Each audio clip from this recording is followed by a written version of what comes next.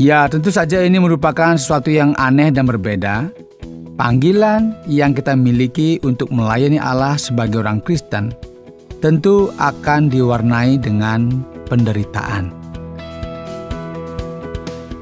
Saudara pendengar, bersama dengan saya, Oti Priambodo, dalam program Jalan 66. Program ini akan memberikan pengetahuan Alkitabiah dan menyuguhkan kepada kita satu jalan keselamatan. Hari ini kita akan masuk pada pembahasan dari kitab Yohanes pasal yang ke-21. Bapak Yohanes akan bersama-sama dengan kita secara khusus akan memberikan penjelasan sekitar Yohanes pasal 21 dengan topik merayakan pemulihan. Saudara, jikalau saudara berpikir bahwa kehidupan saudara telah jatuh ke dalam sebuah rutinitas yang membosankan, maka sebaiknya memperhatikan apa yang ada di sini. Karena ini merupakan cara yang Yesus gunakan untuk memberikan kejutan kepada kita, serta memberikan perspektif baru bagi masa depan kita. Hanya kasih Yesus saja yang dapat memulihkan keadaan semua orang. Tetaplah bersama kami, karena perjalanan kita hari ini sangat luar biasa. Pendengar yang dikasihi oleh Tuhan, setelah memberikan konfirmasi mengenai kebangkitan Yesus, sepertinya kita sampai juga kepada bagian akhir dari Injil Yohanes ini. Namun demikian, jika kita melihat ke depan, kita akan menemukan sebuah perkataan yang indah dalam firman Tuhan, sesuai dengan yang dituliskan di dalam Alkitab terjemahan baru. Kemudian Yesus menampakkan diri lagi kepada murid-muridnya di tepi pantai Danau Tiberias, yang juga sering disebut dengan Danau Galilea. Dan ia menampakkan diri sebagai berikut. Di pantai itu berkumpul Simon, Petrus, Thomas yang disebut Didimus, Nathanael dari Kana yang di Galilea, anak-anak Zebedius, dan dua muridnya yang lain. Kata Simon Petrus kepadanya, "Aku pergi menangkap ikan." Kata mereka kepadanya, "Kami pergi juga dengan engkau." Mereka berangkat lalu naik ke perahu, tetapi malam itu mereka tidak menangkap apa-apa. Ketika hari mulai siang, Yesus berdiri di pantai. Akan tetapi murid-murid itu tidak tahu bahwa itu adalah Yesus. Kata Yesus kepadanya, "Hai anak-anak, adakah kamu mempunyai lauk-pauk?" Jawab mereka, "Tidak ada." Kita bisa membayangkan, saudara, apa yang terjadi pada saat itu. Para murid agak kesal dan khawatir. Mereka tidak tahu apa yang akan terjadi kemudian. Apa yang akan terjadi di masa depan. Sepertinya mereka akan kembali ke danau untuk menangkap ikan, yang mana ini merupakan pekerjaan sehari-harinya. Dan bagi mereka, kehidupan mereka sepertinya akan kembali sebagaimana sebelum mereka mengenal Yesus. Kini, karakter yang terkenal dan layak untuk kita perhatikan adalah Petrus. Dia ini adalah Simon Petrus yang terkenal itu. Kita perlu mengingat bahwa setelah ia menyangkali Yesus 3 kali, dan Yesus menyatakan dirinya setelah kebangkitannya, Petrus masih merasa agak minder. Karena ia masih merasa bersalah sekali dengan apa yang telah ia perbuat. Kemudian Yesus menampakkan dirinya di tepi danau, sementara para murid sedang menangkap ikan. Namun sepertinya apa yang mereka lakukan ini tidak membuahkan hasil. Karena mereka tidak bisa menangkap apa-apa. Segala sesuatu yang terjadi di sini, saudara, ini cukup rumit. Maka kata Yesus kepadanya, "Tebarkanlah jalamu di sebelah kanan perahu, maka akan kamu peroleh." Kita akan melihat beberapa kejutan yang muncul. Pertama, para murid yang ada di sana berpikir tentang menangkap ikan. Mereka tidak berpikir bahwa mereka tidak akan mampu menangkap apa-apa. Dan tentu saja mereka tidak berpikir bahwa Yesus menampakkan diri. Dan kini tentu mereka tidak berharap mengenai apa yang akan terjadi. Firman Tuhan menggambarkannya, lalu mereka menebarkannya, dan mereka tidak dapat menarik lagi karena banyaknya ikan. Tiba-tiba dengan cara yang luar biasa, mujizat terjadi. Mereka dapat menangkap segerombolan besar ikan. Maka murid yang dikasihi Yesus itu, yang merupakan referensi dari Yohanes, berkata kepada Petrus, "Itu Tuhan."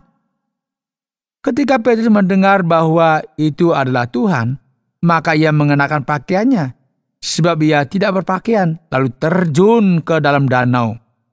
Murid-murid yang lain datang dengan perahu karena mereka tidak jauh dari darat. Hanya kira-kira 200 hasta saja, dan mereka menghela jala yang penuh ikan itu. Ketika mereka tiba di darat, mereka melihat api arang dan di atasnya ikan dan roti. Kata Yesus kepadanya, "Bawalah beberapa ikan yang baru kamu tangkap itu." Saudara, ini merupakan sesuatu yang luar biasa, sangat dahsyat. Petrus setelah mempermalukan dirinya sebagaimana yang ia lakukan, hatinya terluka dan tiba-tiba ia melihat sebuah skenario yang berbeda. Tuhan beserta mereka. Dan sekali lagi ada tanda ajaib yang Yesus berbuat, yaitu kuasanya yang dahsyat atas alam semesta yang dinyatakan dan kita dapat melihatnya. Di sini Petrus seperti biasa yang merupakan seorang yang impulsif terjun ke danau tersebut oleh karena sukacita yang tak terkatakan. Jadi sekarang apa yang akan terjadi dalam skenario yang ada di sini, saudara? Kita akan melihat saat ini sebagaimana dituliskan dalam ayat 11. Simon Petrus naik ke perahu itu lalu menghela jala itu ke darat, penuh ikan besar, 153 ekor banyaknya, dan sungguh pun sebanyak itu jala itu tidak koyak. Ini merupakan sebuah kejutan yang luar biasa. Biasanya, jaring yang mereka miliki tidak akan bisa menampung sedemikian banyak ikan. Dan langsung koyak, robek begitu ya. Kemudian Yesus memanggil para murid dan berkata, "Marilah dan sarapanlah." Tidak ada di antara murid-murid itu yang berani bertanya kepadanya, "Siapakah engkau?" Sebab mereka tahu bahwa ia adalah Tuhan. Yesus maju ke depan, mengambil roti, dan memberikannya kepada mereka. Demikian juga ikan itu. Itulah ketiga kalinya Yesus menampakkan diri kepada murid-muridnya. Saudara, mari kita perhatikan di sini sebuah referensi yang jelas mengenai kebangkitan Yesus. Pada saat itu, Yesus bersama-sama dengan mereka, makan ikan bersama-sama dengan murid-muridnya. Dikatakan di sana sesudah sarapan. Mari kita perhatikan bagian ini, bahwa Yesus turut serta dalam jamuan ini. Jadi ini membuktikan bahwa ia bukanlah hantu. Yesus berkata kepada Simon Petrus, "Simon, anak Yohanes, apakah engkau mengasihi aku lebih daripada mereka ini?" Jawab Petrus kepadanya, "Benar Tuhan, engkau tahu bahwa aku mengasihi engkau." Kata Yesus kepadanya, "Gembalakanlah domba-dombaku." Apa yang akan terjadi ini tentu sangat luar biasa. Petrus dalam keadaan bingung setelah apa yang terjadi, dan kini ia ditegur Yesus dengan perkataannya yang penuh kasih. Kini ia akan mengalami waktu pemulihan. Jadi pada pasal 21 ini merupakan waktu untuk pemulihan. Pemulihan dari murid yang sangat impulsif dan spesial itu, namun tetap dikasihi oleh Yesus. Yesus akan bertanya suatu pertanyaan yang tidak pernah terpikir oleh kita. "Petrus, apakah engkau akan melayani aku? Apakah engkau mentaati aku?" "Ya Petrus, aku bertanya kepadamu." Mungkin inilah yang akan kita pikirkan. Namun bukan itu yang Yesus tanyakan, melainkan Simon, anak Yohanes, "Apakah engkau mengasihi aku?" Jawab Petrus kepadanya, "Benar Tuhan, engkau tahu bahwa aku mengasihi engkau." Kata Yesus kepadanya, "Gembalakanlah domba-dombaku." Kata Yesus kepadanya untuk ketiga kalinya, "Simon, anak Yohanes, apakah engkau mengasihi aku?" Maka sedih hati Petrus karena Yesus berkata untuk ketiga kalinya, "Apakah engkau mengasihi aku?" Dan ia berkata kepadanya, "Tuhan, engkau tahu segala sesuatu. Engkau tahu bahwa aku mengasihi engkau." Petrus kini merasa sangat minder dan sedih. Hampir saja ia terjun ke danau bersama dengan ikan-ikan yang ada di sana. Namun Yesus berkata kepadanya dengan sikap yang penuh dengan kasih, "Petrus, aku memiliki misi yang spesial untukmu dalam kerajaan Allah. Dan masa depan untukmu ini tidak ada kaitannya dengan ikan. Namun ini berkaitan dengan domba, yaitu kepada orang-orang yang akan kamu sampaikan firman, yaitu kepada orang-orang. Dan satu-satunya hal yang dapat dilakukan bagi Petrus adalah kasih. Kasih merupakan satu-satunya hal yang dapat memulihkan seseorang, yaitu kasih yang tanpa syarat. Inilah mengapa Yesus menekankan hubungan semacam ini kepada Petrus. Ia tidak menekan Petrus dengan fokus pada kesalahan yang telah diperbuatnya. Namun ia menekankan kasih yang tanpa syarat ini, yang memberikan kesembuhan dan pemulihan. Ketika Yesus berkata, "Petrus, apakah engkau mengasihi aku lebih dari orang lain?" Maka ia tersentuh dengan perkataan yang penuh kasih ini. Dan Petrus kemudian berkata, "Tuhan, engkau mengetahui segala sesuatu. Engkau mengerti setiap hal kecil yang terjadi." Petrus tersentuh oleh perkataan yang penuh kasih ini. Maka kata Yesus kepadanya, "Lakukanlah kasih ini terhadap semua umat Tuhan. Gembalakanlah domba-dombaku." Dan sekarang Tuhan akan berbicara mengenai masa depan Petrus. "Aku berkata kepadamu, sesungguhnya ketika engkau masih muda, engkau mengikat pinggangmu sendiri dan engkau berjalan kemana saja kau kehendaki.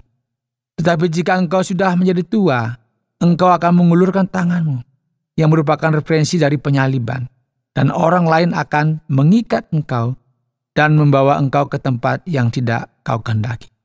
Dan hal ini dikatakannya untuk menyatakan bagaimana Petrus akan mati dan memuliakan Allah. Sesudah mengatakan demikian, ia berkata kepada Petrus, "Ikutlah aku." Ketika Petrus berpaling, ia melihat bahwa murid yang dikasihi Yesus sedang mengikuti mereka, yaitu murid yang pada waktu mereka sedang makan bersama, duduk dekat Yesus, dan yang berkata, "Tuhan, siapakah dia yang akan menyerahkan engkau?" Ketika Petrus melihat murid itu, ia berkata kepada Yesus, "Tuhan, apakah yang akan terjadi dengan dia ini?" Jawab Yesus, "Jikalau aku menghendaki supaya ia tinggal hidup sampai aku datang, itu bukan urusanmu. Tetapi engkau ikutlah aku." "Petrus, aku sedang memberikan perhatianku kepadamu. Terimalah pemulihan ini yang hanya bisa dilakukan dengan kasih. Satu-satunya hal yang dapat memulihkan dan mengubahkan kehidupanmu. Oleh karena ini, maka tersebarlah kabar di antara saudara-saudara itu." Demikianlah dikatakan ayat 23. Pertanyaan mengenai apa yang akan terjadi terhadap Yohanes tersebar di antara para murid. Bahwa murid itu tidak akan mati. Tetapi Yesus tidak mengatakan kepada Petrus bahwa murid itu tidak akan mati. Melainkan firman Tuhan dengan jelas berkata, "Jikalau aku menghendaki supaya ia tinggal hidup sampai aku datang, itu bukan urusanmu." Dialah murid yang memberi kesaksian tentang semuanya ini dan yang telah menuliskannya, dan kita tahu bahwa kesaksiannya itu benar. Masih banyak hal-hal lain lagi yang diperbuat oleh Yesus, tetapi jikalau semua itu harus dituliskan satu persatu, maka agaknya dunia ini tidak dapat memuat semua kitab yang harus ditulis. Injil ini pun berakhir, pendengar yang dikasihi oleh Tuhan, luar biasa. Setelah perjalanan menangkap ikan yang luar biasa, yang membuktikan sekali lagi bahwa Yesus itu ilahi, menunjukkan mujizatnya sekali lagi. Kini Yesus menyembuhkan Petrus dengan cara yang spesial. Dan ini mengapa di akhir kitab Yohanes kita perlu untuk bersukacita dan merayakannya, karena kita juga telah dipulihkan oleh Kristus. Anda sedang mendengarkan Jalan 66 dalam rangkaian kisah Injil Yohanes pasal yang ke-21 yang telah dijelaskan oleh Pak Yohanes dengan topik Merayakan Pemulihan. Baik para pendengar yang terkasih, kita mencoba untuk merangkum pembelajaran kita dalam Yohanes pasal 21, yaitu perjalanan terakhir kita dalam kitab Injil Yohanes. Pak Yohanes, mari kita lihat di sini. Para murid sepertinya kembali kepada kegiatan mereka yang semula. Bagaimana kita dapat memahami bahwa hal ini bisa terjadi setelah mereka mendengar dan melihat segala hal yang luar biasa yang Yesus lakukan dan katakan? Ya, ini merupakan sesuatu yang menarik, Pak Oti. Bagian dalam kitab Yohanes ini tidak berbicara secara langsung mengenai masalah ini, namun sebenarnya kita bisa tahu bahwa mereka semua sedang bersama-sama mencari ikan di danau dengan cara yang sembrono. Melalui hal ini bisa kita katakan bahwa kemungkinan besar mereka belum mengerti dengan benar apa yang baru saja terjadi. Mereka belum begitu sadar mengenai apa yang terjadi dan sepertinya mereka ini sedang tawar hati, putus asa. Seperti kosong begitu ya. Karena mereka sebenarnya masih mengharapkan sesuatu yang lebih dari Yesus. Serta mereka tidak tahu apa yang akan terjadi kepada mereka di kemudian hari. Jadi mereka ini layaknya seseorang yang sedang mempertaruhkan semuanya yang mereka miliki untuk sesuatu. Namun kini mereka tidak mengerti apa-apa. Tanpa keraguan, mereka dalam keadaan khawatir dan tawar hati mengenai masa depan mereka, akan apa yang akan terjadi. Dan sekarang, Pak Yohanes, kita bisa melihat juga bahwa Yesus bertanya kepada Petrus 3 kali. Apakah dia mengasihinya? Apakah ada penekanan yang khusus dalam dialog yang terjadi dalam bagian ini? Mengapa Yesus begitu menekankan pertanyaan tersebut dan bagaimana kita bisa memahami akan hal ini? Ya, Pak Oti, yang terjadi di sini adalah keadaan Petrus merupakan sebuah keadaan di mana seseorang sedang mengalami luka, yang ternoda, yang telah melakukan sesuatu yang salah, yaitu menyangkali Yesus, dan sekarang ada waktu yang memungkinkan untuk memulihkan hubungan. Yesus sedang memberikan penekanan mengenai kasih dalam bagian ini. Dan semua pertanyaan yang berkaitan dengan kasih dan mengulangnya 3 kali merupakan sesuatu yang menarik perhatian banyak orang dan terdapat terjemahan yang berbeda di sini. Ada beberapa yang berkata bahwa dalam bagian pertama dan kedua dikatakan, apakah engkau suka kepadaku? Dan kemudian pada bagian yang ketiga dikatakan, apakah engkau mengasihi aku? Karena dalam bahasa Yunani ada kata kerja yang dipakai memang filio, yang berarti suka sebagai teman, dan juga kata kerja agapau, yang berarti mengasihi. Jadi apa yang terjadi di sini? Jauh di dalam lubuk hati yang paling dalam, banyak orang ketika membaca ini dan berpikir bahwa ada perbedaan penggunaan kata kerja dalam teks ini. Namun para ahli telah belajar dan membuktikan bahwa Injil Yohanes tidak ada perbedaan kata kerja yang digunakan di sini. Oleh karena itu, frase yang berulang-ulang ini merupakan variasi linguistik yang memiliki arti yang sama.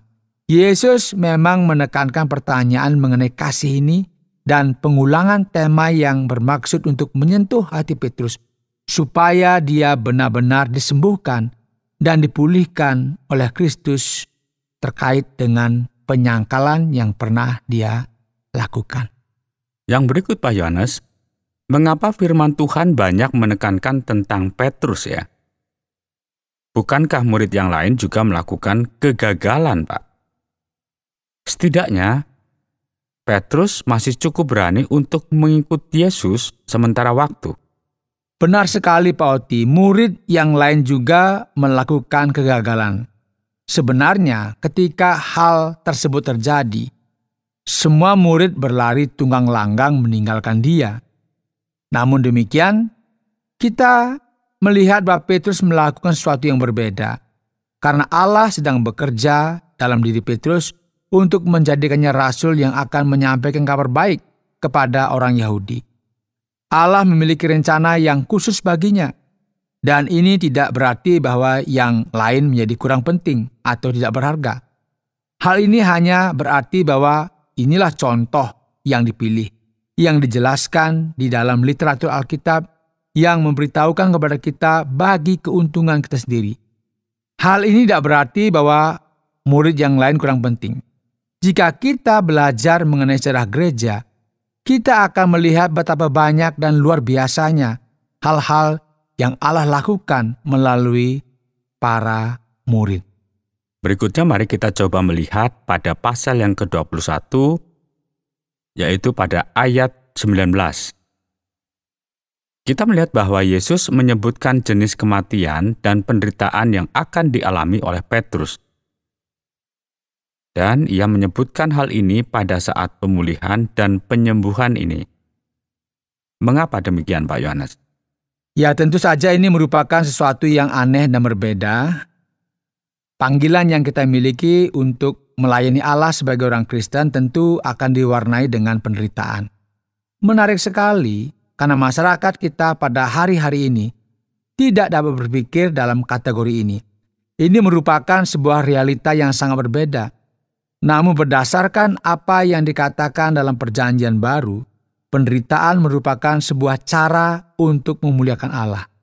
Bahkan ketika firman Allah berkata bahwa Petrus akan mengulurkan tangannya, yang merupakan referensi dari kematiannya, yaitu mati dengan cara disalib. Ini juga merupakan sebuah ujian kepada Petrus untuk melihat apakah Petrus siap dengan hal ini. Apakah ia sadar mengenai apa yang akan ia alami di masa yang akan datang sebagai murid Yesus Kristus? Baik, Pak Yohanes. Sekarang kita coba untuk mengemasnya. Segala cerita mengenai Yohanes yang tetap hidup sampai Yesus datang kembali. Sebagaimana dituliskan dalam ayat yang ke-22 ini. Apakah ini merupakan satu dongeng? Atau ini merupakan suatu kemungkinan bahwa Rasul Yohanes tidak mati dan masih hidup di antara kita sampai dengan saat ini? Ya, ini merupakan cerita yang sangat menarik, Pak Oti. Bahkan ada banyak orang di sepanjang sejarah kekristenan yang masih mendiskusikan hal ini, khususnya di negara-negara Slavia. Ada sebuah pemikiran, yaitu legenda yang banyak dibicarakan. Jika kita melihat dalam firman Tuhan, kita akan melihat dengan jelas sekali bahwa ini bukanlah yang dikatakan oleh Yesus. Karena dengan jelas sekali Yesus berkata, "Jikalau aku menghendaki supaya ia tinggal hidup sampai aku datang, itu bukan urusanmu." Ini tidak berarti bahwa Yesus akan membuat dia tetap hidup. Perbincangan ini mengakibatkan sebuah legenda yang populer. Jadi ini bukanlah fakta. Bahkan ada buku mengenai hal ini, literatur dari berbagai tempat, namun hal ini bukanlah sebuah realita. Jadi kita tidak boleh berpikir atau membayangkan bahwa Rasul Yohanes sedang bersembunyi di suatu tempat di Timur Tengah. Ini bukanlah terjemahan Alkitab yang tepat dalam berbagai hal. Baik, terima kasih banyak Pak Yohanes untuk pelajaran yang sudah kami dapatkan. Khususnya bagi Anda yang sudah bersama-sama dengan kami di sepanjang perjalanan dalam menjelajahi kitab Yohanes. Sekarang sampailah kita pada kesimpulan untuk kita mendapatkan aplikasi dalam setiap kehidupan kita. Saudara, dalam program Jalan 66 hari ini, kita telah mempelajari Injil Yohanes. Ya, benar sekali, hari ini kita telah memberikan perhatian kita pada pasal 21, dan tema kita adalah merayakan pemulihan. Ini merupakan saat yang indah dan luar biasa, karena Petrus mengalami pemulihan yang luar biasa. Dan sebagaimana kita juga melihat hari ini, para murid yang tawar hati mengenai apa yang akan terjadi dengan mereka di kemudian hari, juga kita temukan di sini, yang oleh Yesus kemudian diberikan kepada mereka sejumlah ikan yang banyak, yaitu berapa? 153 ikan dalam jala mereka. Yesus menampakkan diri dan menekankan tentang kasih yang spesial dari Allah yang mengubahkan Petrus dengan cara yang spesial. Dan inilah dasar dari hubungan Petrus dengan Yesus. Tanda dari pengampunan, tanda dari pemulihan dan penyembuhan yang merupakan kemampuan untuk mengasihi, inilah yang akan kita amati dalam kehidupan Petrus.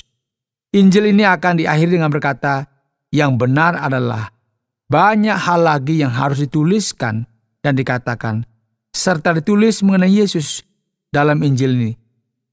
Namun semua informasi tidak akan cukup jika dituliskan dalam semua buku dalam dunia ini. Semua yang tercantum di sini telah dicatat supaya kamu percaya bahwa Yesuslah Mesias. Dan ini semua adalah benar. Dan sekarang mari kita berhenti sejenak dan memahami realita ini. Buka hati saudara untuk menerima firman yang luar biasa ini. Saudara telah mendengar bagaimana Allah campur tangan dan memulihkan Petrus dalam bagian ini. Dan kebenaran yang luar biasa adalah yang penting tidak hanya Petrus menerima pemulihan, namun ini adalah kasih Allah yang menyelamatkan kita dari segala keadaan. Tidak peduli bagaimana keadaannya nanti. Saudara pendengar, karena waktu yang tidak memungkinkan, kita akhiri program Jalan 66 kali ini. Apakah saudara ingin mengetahui terlebih lagi mengenai kehidupan dan pengajaran Yesus? Kami menantikan Anda untuk tetap mengikuti pelajaran berikutnya dalam lanjutan pembelajaran tentang apa yang diajarkan oleh Yesus Kristus kepada kita. Saudara, program Jalan 66 mengundang Anda untuk terus bersama dalam seri pembelajaran Alkitab yang memberikan pelajaran menyeluruh tentang firman Tuhan. Jika Anda memiliki pertanyaan atau berespon terhadap topik berhubungan dengan program ini, silakan menyampaikan melalui WhatsApp ke nomor 081 333 777 386 081 333 777 386. Terima kasih atas perhatian Anda.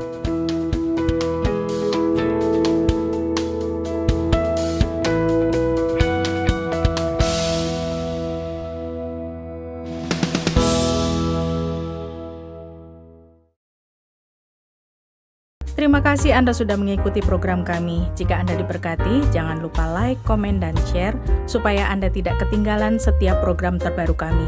Jangan lupa juga untuk subscribe channelnya dan nyalakan loncengnya. Jika Anda ingin mendukung pelayanan kami, bisa melalui rekening kami berikut ini atau menghubungi kami di sini.